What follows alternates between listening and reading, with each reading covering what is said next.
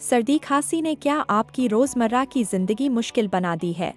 बार बार होने वाली cough and cold से गला बैठ जाता है, छींकें आती हैं और काम करने का मन भी नहीं करता। राइट हैंड की पहली उंगली पर पर्पल और ब्लू रंग की स्केच पेन से लाइन जैसे पिक्चर में बताया है वैसे करने से सर्दी खांसी में राहत मिल सकती है। साथ ही अदरक शहद का सेवन करें, हल्का गुनगुना पानी पिएं, भाप स्टीम लेना बहुत फायदेमंद है। जैसे पिक्चर में बताया है वैसे कलर थेरेपी करने से कॉफ एंड कोल्ड में आराम मिल सकता है। और ऐसे ही हेल्थ टिप्स पाने के लिए हमें अभी लाइक, शेयर एवं फॉलो करें। To learn this therapy WhatsApp course to us.